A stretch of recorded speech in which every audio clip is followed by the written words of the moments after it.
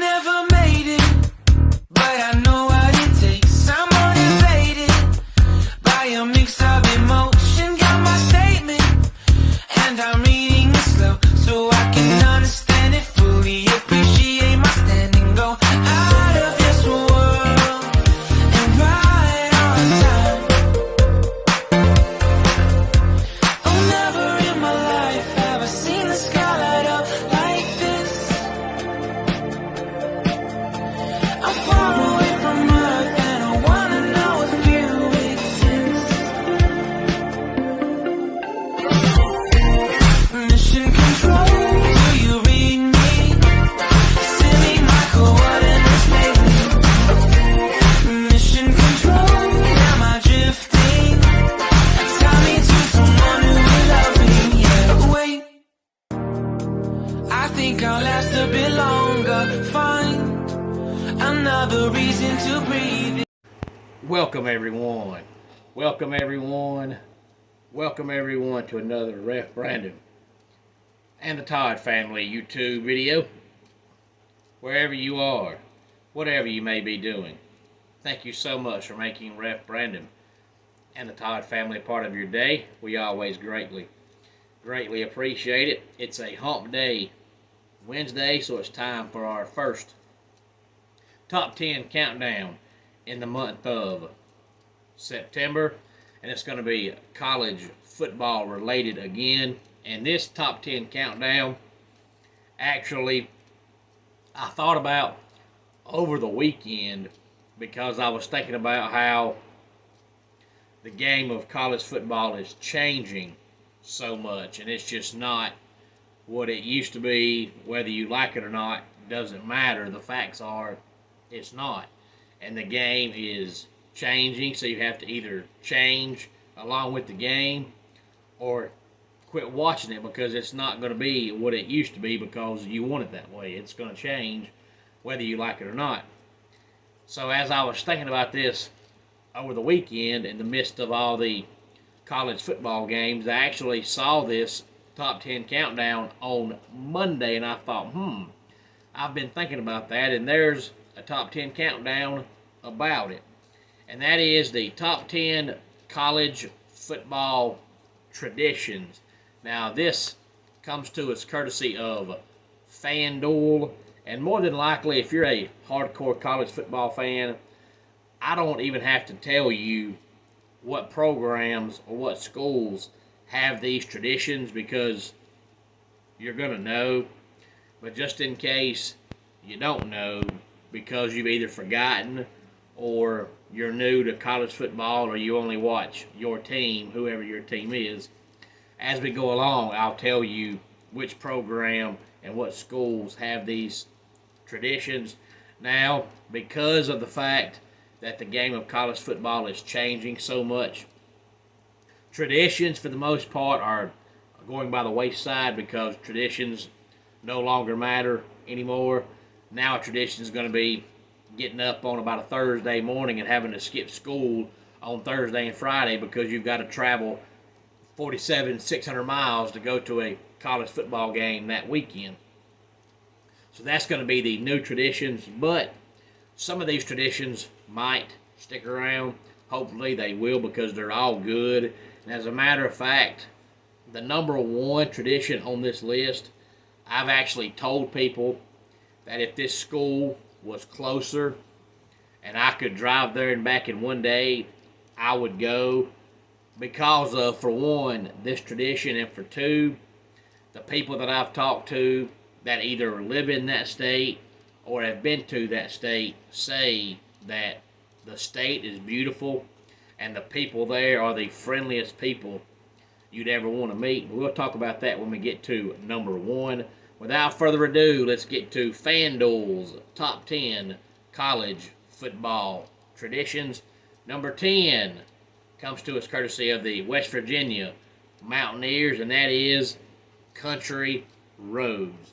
Now, of course, you're going to sing that song at West Virginia because John Denver wrote the song about West Virginia. It even says it in the song. So obviously you're going to use that as part of your tradition. Number 9, Ralphie's run, and that is part of the ritual for the Colorado Buffaloes on game day, Saturdays or Fridays or whenever their home game happens to be that weekend. Number 8 should be number 1 because it involves the only team that matters in the world of college football. If they go 0-12 for the next 100 years, they're still the only team that matters, and that is Howard's Rock at Clemson University. Number 7 comes to us courtesy of College Station, Texas. The Texas A&M Aggies and the 12th man.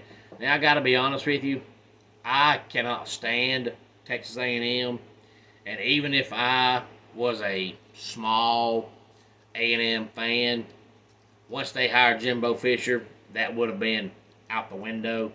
But I've actually watched videos of the whole 12th man thing they do on game days, and it will get your blood pumping. And if it gets me pumping and rolling, ready to play football, and I'm not an Aggie fan, then it has to do the trick for the players and the actual A&M fans. Number 6, Toomer's Corner, and that is the Auburn. We're not Tigers, we're War Eagles. No, wait, we're not War Eagles, we're Tigers. Whatever their name is on that Saturday, Toomer's Corner comes to us courtesy of Auburn. And again, 10 through 6, Country Roads, Ralphie's Run, Howard's Rock, the 12th man, and Toomer's Corner. Number 5, Jump Around, and that has been part of the Wisconsin Badgers game day routine for as far back as I can remember. I don't really follow Wisconsin, so I couldn't tell you who had the idea to start that, but it's now part of their game day routine. They play that song, Jump Around, and the camera pans around the stadium, and every single fan in the stadium is, well, they're jumping around. Number 4 is the Whiteout from Penn State. Number 3 is Singing Second, which is Army, Navy.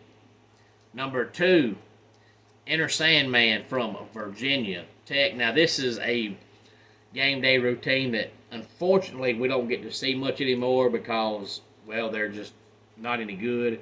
But back when Frank Beamer was their coach and they won 10-plus games for a decade, they were pretty much on primetime college football every single week, whether it was Thursday night or Saturday night. So seeing them come down to the field with Enter Sandman was something we saw about every week. And it would get you motivated, but since the Hokies have been pretty much a hot pile of stinking garbage for about 3-4 years now, we don't see it much anymore. Maybe they'll start winning again so we can see that again, because if it's awesome on TV, it has to be awesome if you're there. And number 1 is The Wave, that comes to us courtesy of Iowa. Now, first of all, let me say, if you've actually ever seen this, if it doesn't make the hair stand up on your arms and make you cry a little tear, then you're just flat out as heartless as they come.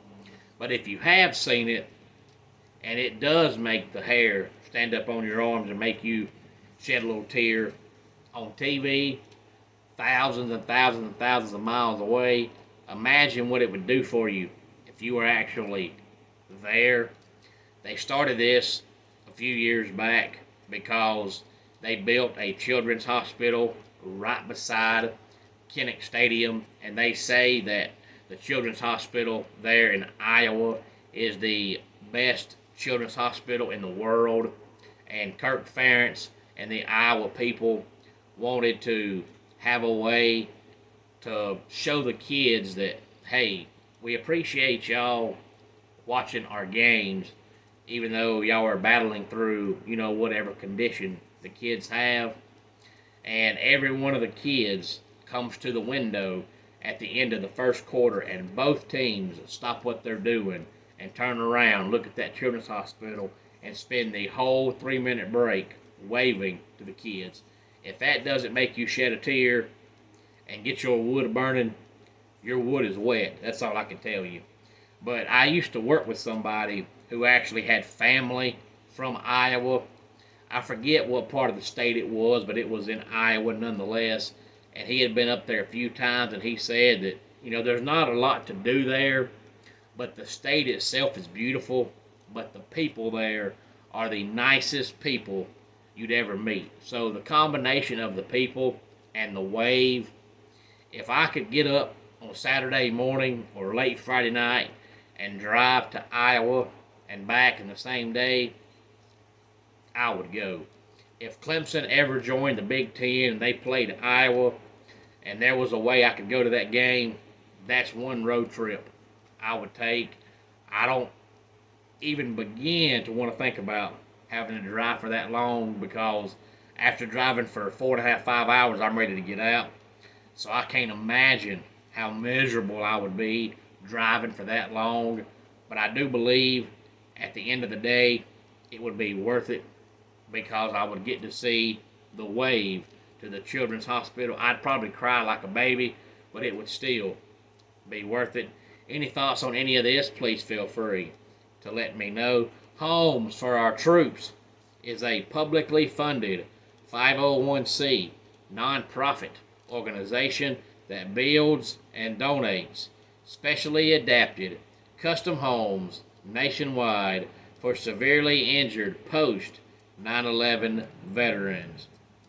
Since the 2004 inception, nearly 90 cents of every dollar spent has gone directly to our program services for veterans. Visit at hfotusa.org. Let's go ahead and get our dad joke of the day in here. What happened to the frog that parked illegally? It got towed. And that does it for today's Ref Brandon and the Todd Family YouTube video. Until next time, it's Ref Brandon saying, just like in pro wrestling, life can be over by the count of 3. Tell your friends and family how much you love them. Bye.